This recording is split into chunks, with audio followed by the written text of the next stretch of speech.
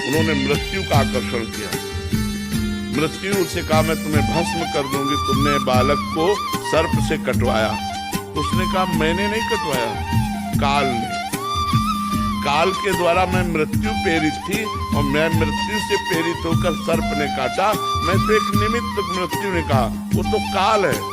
काल का आकर्षण किया और काल महाबली भगवान का स्वरूप है। उन्होंने कहा तुमने हमारे पुत्र को क्यों मृत्यु से प्रेरित करके, सर्प से प्रेरित करके कटवाया? तो काल ने कहा हमने नहीं किया, तुम्हारे बालक के कर्म ने। कर्म से प्रेरित काल, काल से प्रेरित मृत्यु, मृत्यु से प्रेरित सर्प। घूम के बाद कहा है कि तुम्हारे बालक का कर्म ऐसा था जिससे इसको सर्प ने काटा।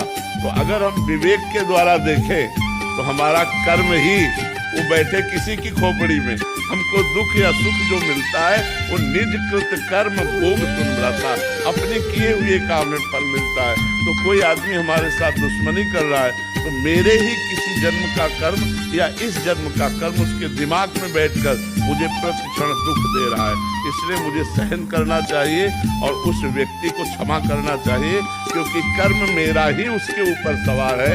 ईमानदारी से सत्य बात मानिए, ऐसे कोई दुख सुख किसी को नहीं देता है।